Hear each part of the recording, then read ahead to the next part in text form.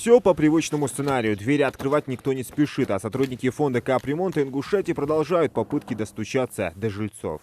Интересную картину можно наблюдать в этом доме. На всех лестничных пролетах лежат вот такие стопки выставленных счетов, которые, по сути, игнорируются месяцами. Вот долг 12 434, долг 11 430 и так далее.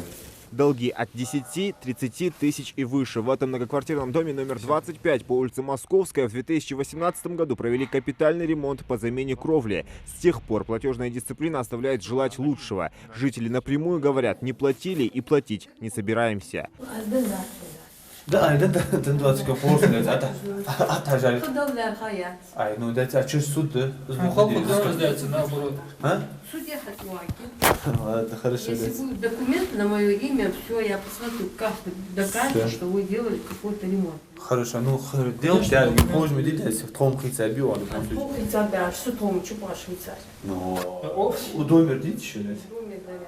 Общая собираемость взносов за капремонт в этом доме примерно 23%. Многие просто не понимают, за что платить. И ошибочно думают, что специалисты должны провести ремонт у них в квартире, в то время, когда речь идет о целом доме. Именно кто я?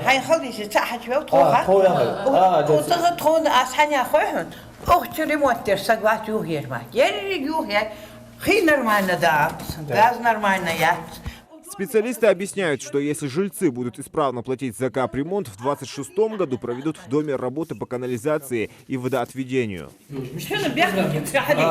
Я понимаю, ну а как вы делаете, Богдан? Я несу не квартиру, дик богу я.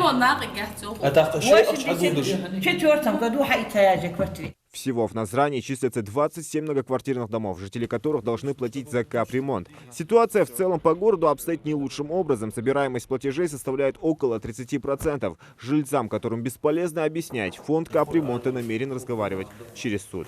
В судебном порядке взыскать долг единственное в вопросе, единственное решение, что можно сделать. Объяснить ситуацию, на встречу люди, большинство, по крайней мере, не хотят оплачивать. Как мы видели, обходят там долги 20-30 тысяч. Взносы начали платить с 2014 года. Сейчас тариф за капитальный ремонт составляет 6 рублей 30 копеек за 1 метр. То есть за квартиру в 100 квадратных метров придется заплатить 630 рублей. На эти средства могут провести 6 видов работ по мере необходимости. Это фасад, крыша, фундамент, подвал, канализация, инженерная система, ближайшие, если сказать, 23 год, это установка почтовых ящиков, 26 год, по-моему, если я не ошибаюсь, это ремонт канализации, ближайшие виды работы есть. А так, при необходимости, вне зависимости от того, какая там вид работы стоит по программе, более необходимые можно как-то вперед, более ранние сроки поставить, чтобы люди не ждали так долго. Но эти работы в 25-м многоквартирном доме проведут только если граждане начнут исправно платить и погасят свои задолженности за капремонт. Зелимхан Калоев, Мухаммад Белакиев, Новости 24.